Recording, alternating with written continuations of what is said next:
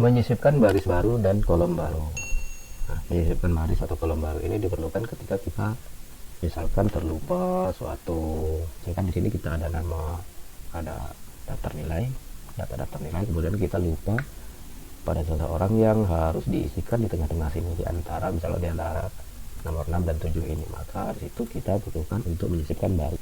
Caranya yaitu klik, posisikan kursor di nomor baris ini, kemudian setelah tanda berubah menjadi tanda panah ke kanan seperti itu, kemudian klik kanan, kemudian klik insert.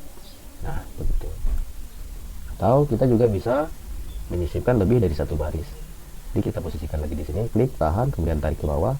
Nah, di situ bisa kita lihat ada 2R, 3R, 4R, itu artinya 4 row. Artinya kita menambah sebanyak 4 baris. Bila kita ingin menambah sebanyak 4 baris, maka stop di sini, kemudian klik kanan, kemudian klik insert. Maka barisnya akan bertambah, akan menyisipkan baris baru sebanyak 4 baris. Untuk kolom sama seperti baris tadi, kita tempelkan, kita posisikan kursornya di nomor kolom di sini ya, misalkan, kemudian klik kanan, klik insert. Bila kita ingin menambahkan beberapa baris, maka kita klik, misalkan di sini kita klik seperti ini, kemudian geser ke kanan. Nah, di sana akan terlihat ada muncul 2C, 3C, 4C. Misalkan kita akan menambah sebanyak 4 kolom, maka kita lepas, kemudian klik kanan, lalu klik insert. Maka kolomnya akan bertambah sebanyak 4 kolom. Selanjutnya insert paste. Insert paste itu ketika kita akan mempaste dari copy atau cut ke tengah-tengah data yang sudah kita buat dengan tanpa menimpa data yang sudah ada sebelumnya. Misalkan seperti ini, misalkan ini mau kita copy nih, yang sel nomor 9, yang nomor 3, yang agung ini mau kita copy. Jadi kita tempelkan kursornya di nomor baris, kemudian klik seperti ini, kemudian klik copy, lalu kita posisikan di mana tempat baru yang kita inginkan, misalkan di sini, di situ, kemudian klik kanan. Nah, di sini kita pilih insert copy cell, klik. Nah, maka Agung akan berpindah di sini, sedangkan yang posisi di sini tadi tidak tertimpa. Begitu juga dengan cut dan kolom, juga caranya sama seperti tadi.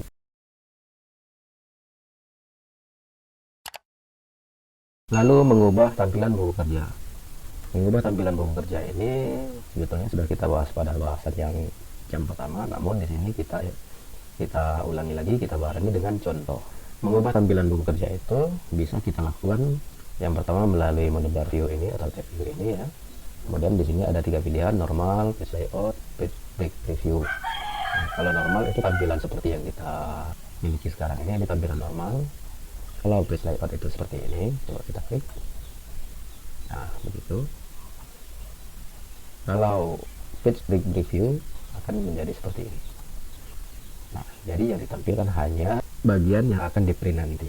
Selain melalui menu bar view ini, mengubah tampilan ini bisa juga dilakukan di sini. Untuk yang 3 macam ini ya, untuk normal, page layout, dan page break preview itu bisa dari sini nih. Sedangkan ini untuk full screen. Kalau kita klik, nah itu. Untuk kembali tekan escape.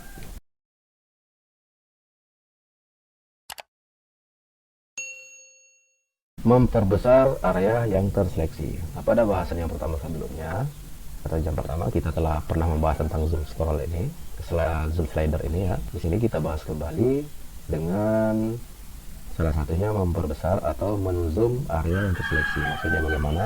Misalkan kita blok bagian yang C9 sampai dengan E12 ini, kemudian kita klik view, kemudian di sini ada klik toolbar zoom to selection. Nah, begitu. Maka zoomnya akan mengarah pada area yang kita blok tadi. Untuk mengembalikannya, di sini kita ada zoom 100%, kita klik saja. Atau kita juga bisa pakai toolbar zoom ini. Nah, ini kita tentukan mau berapa. Ini sama seperti yang kita pelajari sebelumnya di sini ya.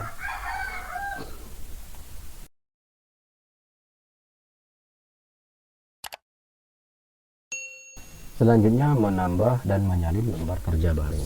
Ini digunakan menambah atau menyalin lembar kerja baru ini digunakan ketika kita akan menambah lembar kerja ya. Ini lembar kerja ini ya, yang sedang kita hadapi ini lembar kerja. Nah, ketika kita ingin menambah lembar kerja yang baru namun tetap masih dalam satu worksheet, maka kita klik tab worksheet yang ini nih. Nah, ini insert worksheet, jadi kita klik tab insert worksheet ini, kita klik. Nah, gitu, maka kita akan menambah lembar kerja yang baru tetap dalam satu file. Kemudian menyalin lembar kerja baru atau copy worksheet. Nah, copy worksheet itu digunakan ketika dalam kondisi seperti apa? Yaitu ketika kita akan membuat daftar atau file yang sama dalam bentuk yang sama namun dengan isi yang berbeda. Misalkan di sini kita ada daftar nilai suatu pelatihan ini ya. Nah, selain kelas yang ini, kita juga punya kelas yang lain dengan peserta yang berbeda. Nah, supaya kita tidak perlu lagi mengatur format dan membuat rumus yang baru. Ini ada rumus semua ya, kecuali absen ini nggak ada rumus. Nah, ini ada rumus semua. Supaya kita tidak membuat format yang baru dan tidak membuat rumus yang baru, maka kita copy worksheet. Caranya bagaimana? Kita tempelkan kursornya di tab worksheetnya ini, di tab worksheet yang aktif. Nah, ini di DN ini, kemudian klik kanan, kemudian klik move or copy. Kemudian di sini klik centang create a copy. Nah, kemudian kita posisinya mau di mana di sini ya. Ini ada before sheet. Kalau kita klik sheet 6 ini, maka posisinya ada di sebelah sheet 6 ini, sebelah kiri sheet 6. Kalau kita klik move to end, maka posisinya akan berada paling ujung. Ini kita coba klik sheet 6, artinya di sebelah kiri sheet 6, klik OK. Nah, di sini setelah kita copy seperti ini, untuk membuat daftar nilai yang baru kita tinggal mengganti nama, NPM dan absen. Absen kenapa diganti? Karena di sini hanya absen yang tidak pakai rumus, yang lainnya pakai rumus. Nah, selain tiga ini, selain nama, NPM dan absen, kita juga tinggal mengganti nilai acuan, gitu ya, nilai acuan. Jadi di sini ada kolom tersembunyi ya, ini ada di sini nih. Nah, ini ada nilai acuan. Jadi kita tinggal mengganti nama, NPM, absen dan nilai acuan di sini. Sedangkan di sini akan berubah dengan sendirinya. Misalkan di sini kita ganti nomor 1 ini dengan peserta yang baru, misalkan namanya Edi, nah, NPM-nya misalkan W3 sekian, ada absennya 10, kemudian nilai acuannya misalkan 60, maka nilai tugasnya akan berubah, totalnya berubah, keterangannya juga berubah. Ini kita kasih warna biar lebih jelas ya. Dan nilai acuan untuk latihannya misalkan 65, maka akan berubah nilai latihannya. Kemudian nilai acuan untuk ujian misalkan kita ganti 80. Nah, di situ nilai ujiannya juga akan berubah jadi 32, totalnya juga akan berubah, keterangannya juga akan berubah dengan sendirinya. Karena di sini kita sudah memasukkan rumus. Itulah salah satu fungsi dari copy worksheet.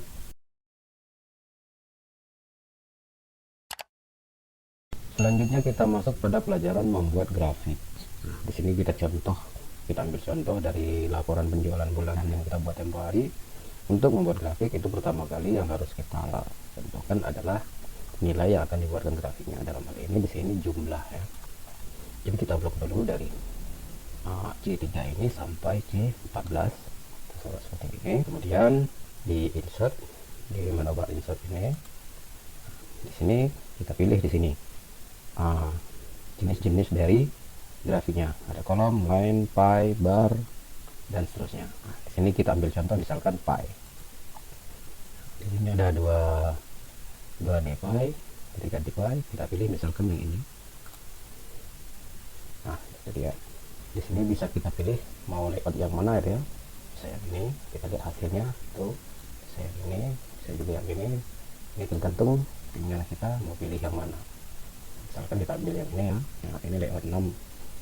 Subtitlenya bisa kita ganti. Lalu kita klik di sini, kemudian kita beri nama misalkan laporan penjualan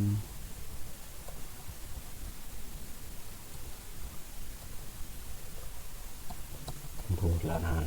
Kemudian ini juga bisa kita ganti, kita pilih sesuai dengan keinginan kita, bisa ini misalkan, bisa ini dan sebagainya. Ini ada banyak pilihan di sini. Lalu hurufnya juga bisa kita perbesar, hurufnya. Lalu kita klik misalkan ini di legend ini, kita klik misalkan ini, dan kita klik kanan, baru di sini ukurannya bisa kita perbesar gitu. Nah, ini kan ada 12, ini baru 10, berarti ininya kurang besar, harus diperbesar lagi. Nah, gitu. Ini juga bisa kita perbesar. Nah, gitu. Nah, huruf-huruf ini juga fontnya bisa kita perbesar juga. Jadi kita klik pada hurufnya, kemudian klik kanan.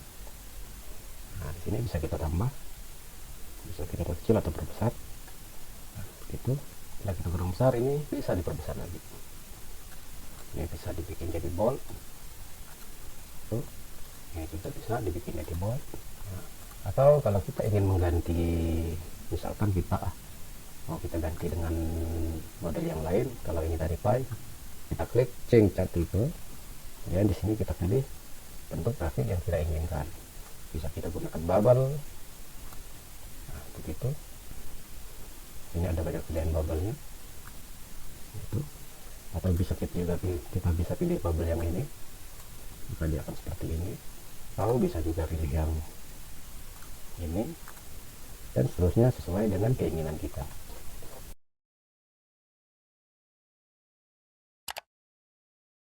Oke, kita lanjut pada cara membuat smart art. Membuat smart art itu caranya pertama klik di menu bar insert ini, kemudian di sini klik smart art ini, group illustration ini ya, klik smart art. Nah, di sini kita pilih smart art yang kita inginkan. Ini ada banyak macamnya ini ya. Ini list, proses, cycle, hierarchy, relationship, method, pyramid. Nah, misalkan kita pilih cycle, kita pilih yang ini misalkan. Klik OK. Nah, ini. Lalu di sini kita ganti keterangannya misalkan MS Office. Misalkan begitu. Kemudian di sini MS Microsoft ya. Word. Lalu di sini MS Excel.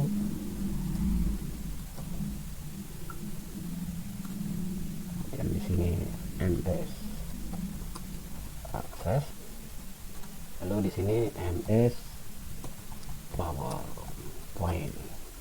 Tuh. Selanjutnya kita ganti, kita percantik penyajiannya. Kita klik lagi di sini, kemudian di sini kita ganti colornya misalkan.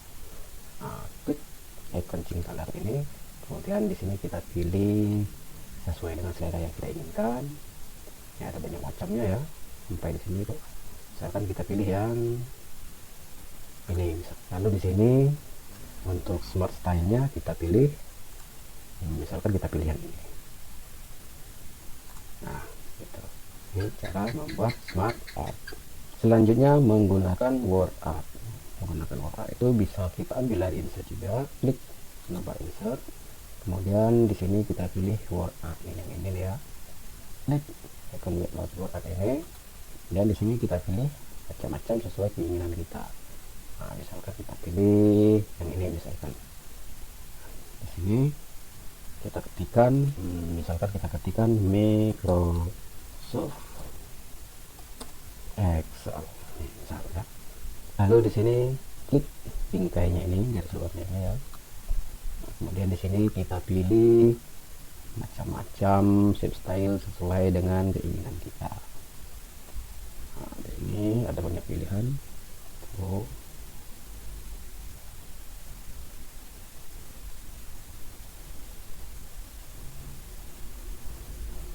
Misalkan kita pilih ini, lalu selanjutnya kita pilih, di sini bisa kita pilih semua ya, sesuai dengan selera kita. Nah, ini effect, misalkan di reflectionnya kita ganti jadi ya, kita bisa lihat perbedaannya tuh. Misalkan kita pilih ini, kemudian di 3D nya kita ganti juga, misalkan kita pilih yang ini, misalkan ini atau ini, kan kita pilih ini. Nah, jadinya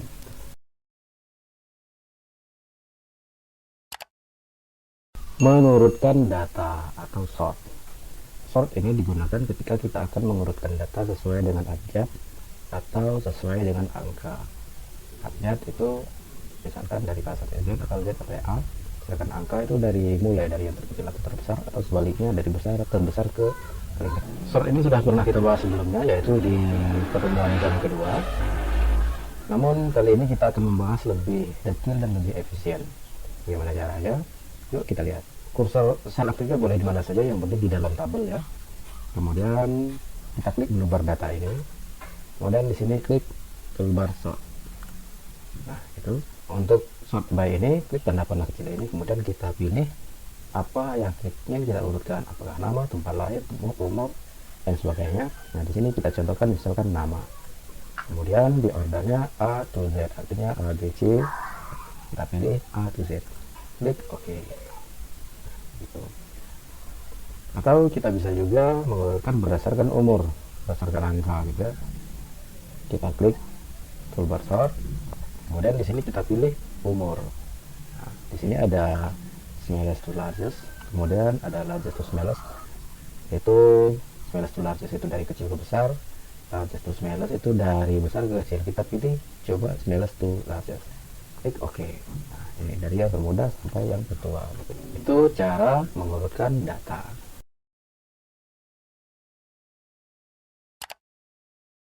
Menyaring data atau membuat filter data. Membuat filter itu digunakan ketika kita akan menampilkan suatu data yang kita inginkan, sedangkan yang lainnya kita sembunyikan atau kita hide. Contohnya di sini, misalkan di sini kita punya data suatu kelompok misalkan ya. Nah, di sini ada nama, tempat lahir, umur, dan seterusnya. Nah, di tempat lahir ini misalkan kita ingin menampilkan yang kelahiran Bandung saja. Misalnya anggota kelompok yang ditampilkan anggota kelompok yang kelahiran Bandung, maka di situ kita perlu data filter. Caranya yaitu posisikan sel aktifnya di sini di A1. Namun sewaktu kita diharuskan juga untuk memblok semua judul sel yang paling atas ini. Jadi kadang-kadang harus di blok seperti ini nih. Misalkan di sini kita kasih warna kuning misalkan. Yang sel-sel yang berwarna kuning ini dari A1 sampai H1 ini kadang-kadang harus diblok, tapi terkadang juga tidak apa-apa untuk tidak diblok. Nah, setelah diblok seperti ini, klik menu bar data, kemudian di sini klik toolbar filter, klik. Nah, maka akan muncul tanda kotak kecil seperti ini ya. Nah, ketika kita akan menampilkan anggota kelompok yang lahirnya di Bandung saja, maka klik tanda panah kecil ini, kemudian centang yang lainnya dihilangkan. Jadi hilangkan dulu centang di select all-nya ini. Nah, gitu. Kemudian centang yang Bandung, dan klik OK. Nah, maka yang ditampilkan hanya anggota kelompok yang kelahiran Bandung. Untuk mengembalikannya, klik lagi tanda panah kecil ini, kemudian klik clear filter. Atau kita akan menampilkan yang tidak kawin. Di sini ada status perkawinan, klik tanda panah kecil ini, kemudian klik yang tidak kawinnya, sedangkan yang lainnya jangan dicentang. Pernah yang kawin itu jangan dicentang. Oke. Nah, maka data yang ditampilkan hanya anggota yang status perkawinannya tidak kawin. Begitu juga untuk mengembalikannya, klik lagi clear filter ini, atau kita bisa juga klik clear yang di sini nih. Toolbar clear ini, klik. Itulah cara membuat filter.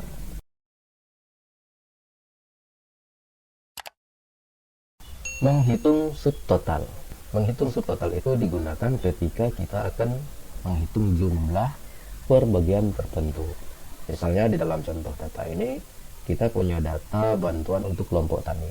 Nah, di sini ada beberapa kelompok yang diberikan bantuan dan juga nama bentuk bantuannya dan jumlah bantuannya. Nah, di sini kita ingin mengetahui per kelompok itu kita telah memberikan berapa banyak bantuan yang telah diberikan. Diperlukan untuk menghitung subtotal, dan terakhirnya menghitung total secara keseluruhan atau grand total. Caranya, pertama kita sort dulu, klik menu bar data, kemudian klik sort. Lalu di sini kita pilih sort by nama, kita pilih nama kelompok, kemudian ordernya A to Z atau A sampai Z, klik OK. Maka nama kelompoknya sudah berurutan secara abjad. Lalu kemudian di sini di group outline ini klik subtotal. Nah, di sini add each sync in-nya kita pilih nama kelompok. Kemudian use function-nya kita pilih sum. Kemudian add subtotal to ini kita pilih, kita centang jumlah harga. Kemudian kita centang juga replace current subtotal, dan dicentang juga summary below data. Klik OK. Nah, maka akan keluar subtotal per kelompoknya. Jadi untuk kelompok berseri subtotalnya ini, tuh ya. Untuk kelompok bekal subtotalnya ini. Kemudian untuk kelompok sejahtera subtotalnya ini. Kemudian tadi permain subtotalnya ini, dan grand total 21.745.000. Itulah cara menghitung subtotal.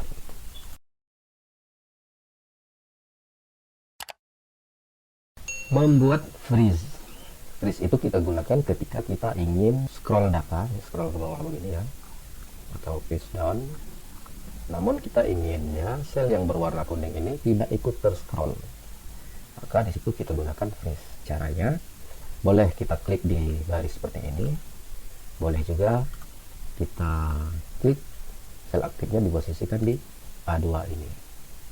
Setelah diposisikan di sini, kita klik view, double view ini, kemudian pilih freeze. Klik freeze, kemudian klik freeze ini. Maka ketika kita scroll, baris yang berwarna kuning tidak ikut terscroll. Nah, begitu. Atau kita juga bisa memposisikan, misalkan kita ulangi, kita unfreeze. Misalkan kita ingin baris yang berwarna kuning dan kolom nama, kolom B tidak ikut scroll, ketika kita ke samping, maka kursornya atau sel aktifnya kita posisikan di C2 ini, kita posisikan di sini, kemudian kita freeze. Klik freeze print ini, kemudian klik lagi freeze print. Nah, maka ketika kita scroll ke bawah, garis yang berwarna kuning tidak ikut terscroll. Kemudian ketika kita ke samping, kolom nama juga tidak ikut terscroll. Nah, begitu. Itu cara membuat freeze.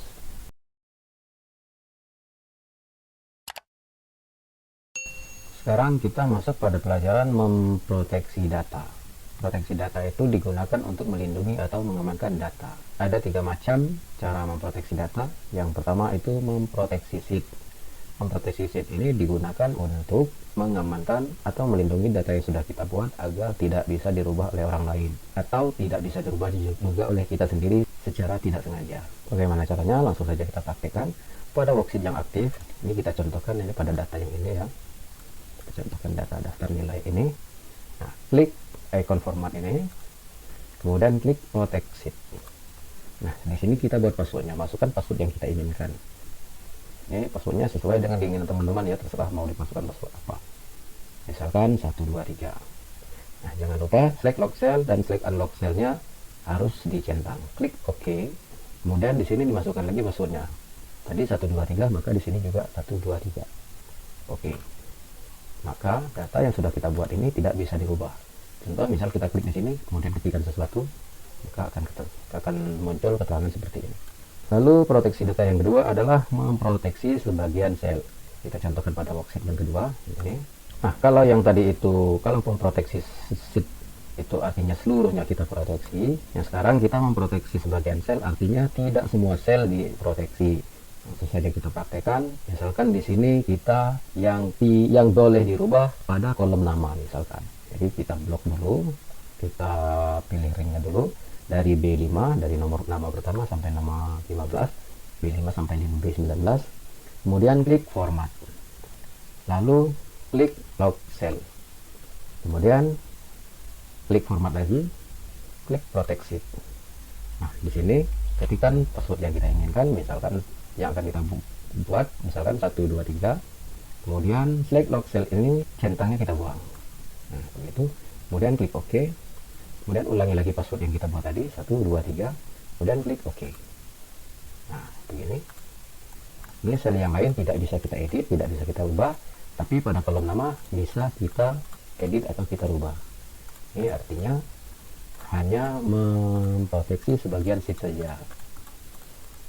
Yang lainnya tidak bisa rubah, yang kita blok tadi bisa dirubah. Nah, gitu ya. Proteksi data yang ketiga adalah memproteksi workbook. Proteksi workbook ini fungsinya agar file data yang sudah kita buat tidak bisa dibuka oleh sembarang orang selain orang yang memiliki password tersebut. Itu jadi bukan hanya tidak bisa mengedit, tapi tidak bisa buka filenya. Bagaimana caranya? Caranya dengan cara save as, klik office button, kemudian klik save as, lalu kita beri nama sesuai dengan keinginan kita, misalkan proteksi workbook, misalkan ini ya. Kemudian di sini ada tab tool di sini. Nah, di sini pilih general option. Lalu di sini ada password to open. Ini password untuk membuka file. Misalkan kita kasih passwordnya buka. Lalu di sini ada password to modify, artinya password untuk modifikasi. Misalnya kita kasih password modif. Kemudian kita centang read only recommended ini. Lalu klik OK. Di sini re-enter password to process. Ulangi lagi password yang kita buat tadi. Yang pertama tadi adalah buka. Kemudian yang kedua adalah modif. Klik OK. Lalu selanjutnya klik save. Nah, kita tutup ya ini. Lalu kita buka lagi. Nah, di sini langsung saja kita ambil dari sini proteksi workbook. Maka filenya akan meminta password terlebih dulu sebelum dibuka. Lalu kita masukkan password buka. Oke. Kemudian ini password modif tadi. Modif. Yes. Nah, gitu ya.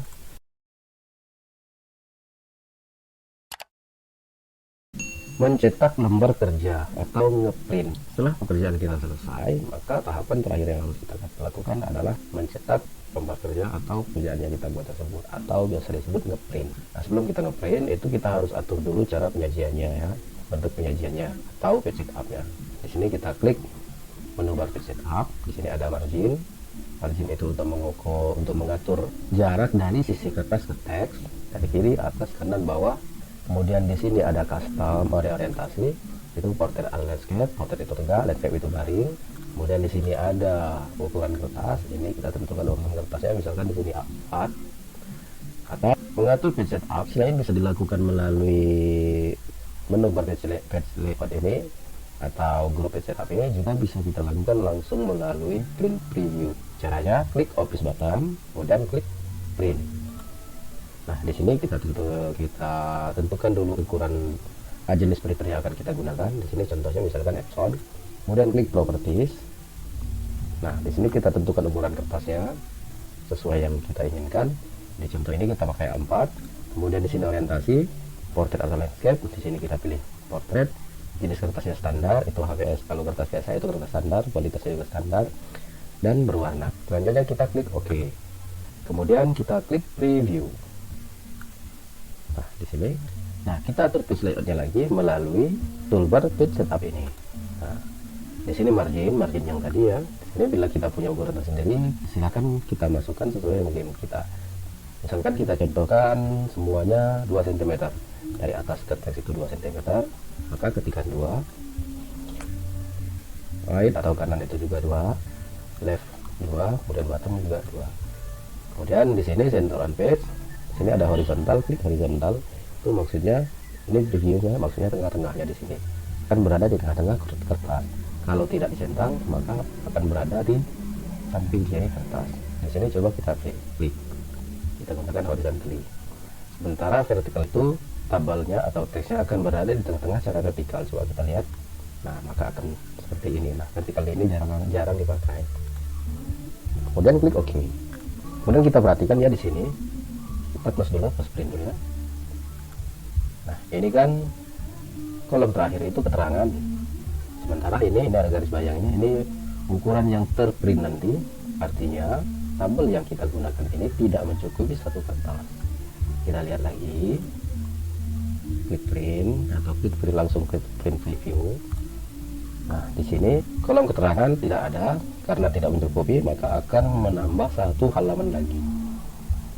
Nah, jadi keterangannya, kalau keterangan akan terprint di sini. Supaya tabel ini cukup di print untuk satu halaman, supaya jangan sampai terputus seperti ini, ada beberapa cara yang harus kita lakukan. Yang pertama itu marginnya kita atur kembali. Mengatur margin, selain kita bisa lakukan dari sini, juga bisa kita lakukan dengan menampilkan garis show marginnya. Ini ada show margin, kita centang. Nah di sini, bisa kita geser-geser nih. Nah begitu. Nah jadi ketika kita tempelkan kursor di garis bayang ini, nah ketika berubah jadi seperti ini kita geser-geser. Nah begitu. Keterangan sudah masuk. Nah ini secara otomatis page setup yang kita tentukan tadi akan berubah. Nah itu kan 1,3 dan 1. Atau cara lain yaitu kita kembalikan lagi, coba. Cara lain kita atur lagi lebar kolom per kolom di sini. Ini bisa kita lihat ya, ini jarak garis bayang yang masuk ke dalam print. Ini kita atur lagi. Nah ini kan sudah mencukupi. Nah, bisa kita lihat ini preview, artinya sudah cukup. Atau bila masih tidak cukup, kita juga bisa mengatur melalui skala. Caranya klik toolbar page setup, kemudian klik tab page ini. Nah di sini scalingnya kita atur sampai mencukupi. Misalkan di sini tadi tidak mencukupi, kita kembalikan lagi misalkan ya. Nah misalkan posisinya seperti ini. Nah misalkan kita ingin mengaturnya melalui scaling, maka klik toolbar page setup ini, kemudian di tab page ini scalingnya kita atur. Misalkan ini 100%, misalkan kita coba 95%. Belum mencukupi, maka kita atur lagi sampai mencukupi 90. Nah 90 sudah mencukupi. Tapi cara yang ini secara otomatis ukuran hurufnya nanti akan lebih kecil dari yang seharusnya. Kalau sudah, kita tinggal klik print di sini. Nah begitu, kita kembali lagi ke dialog scope print, langsung kita klik OK. Gitu ya. Itulah cara mencetak lembar kerja.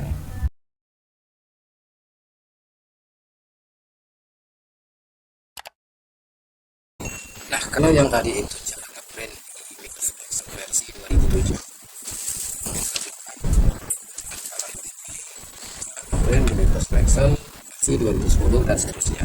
Jadi ada sedikit perbedaan. Kalau yang setelah diklik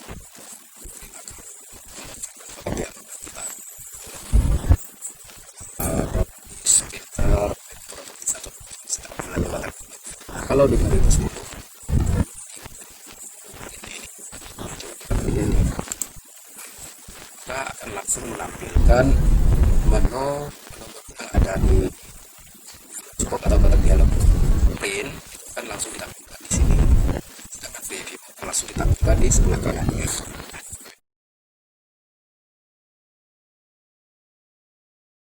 sini tinggal kita klik.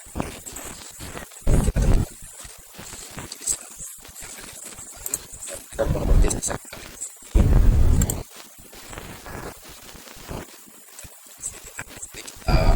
kita lakukan ini. Jadi sekarang kita pakai OBS print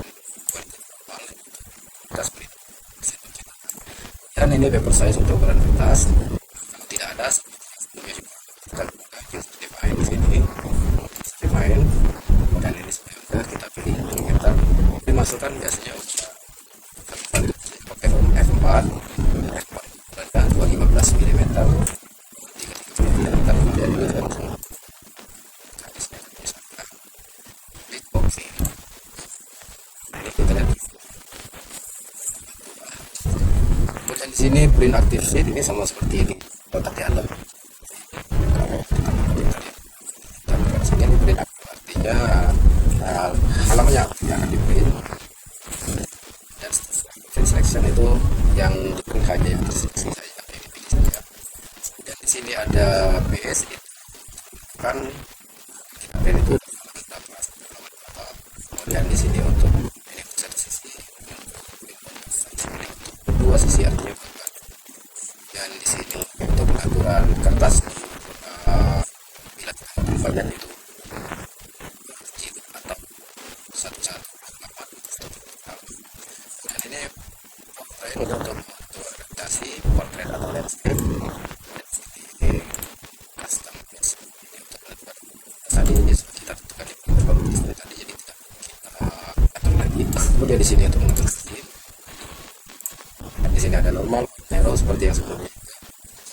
versi 2007 juga. Kemudian di sini customer untuk menentukan jarak, teks ataupun dengan kita. Kemudian di sini scaling dalam cetakan. Nah, di sini tadi itu kalau di atas 100 artinya dimasak, kalau di bawah 100 itu artinya proteksi. Di sini juga menentukan order address. Kemudian margin juga bisa di sini seperti yang tadi juga. Dan di sini untuk atur set parameter secara horizontal. Berada harga seperti ini. Dengan ini setup, sama seperti ya halnya tadi akan memungkinkan kontak dalam budget. Kemudian untuk define margin itu bisa diterbitkan lewat icon ini, show margin. Kita klik akan tampil seperti ini. Ini bisa kita atur sama seperti versi satu. Kita atur seperti ini. Kalau sudah fit, tampilannya sudah sesuai dengan keinginan kita, dan kita akan melanjutkan proses pencetakan atau proses. Langsung saja kita klik di tombol print. Jadi perbedaannya dengan versi 2007 dan sebelumnya hanyalah di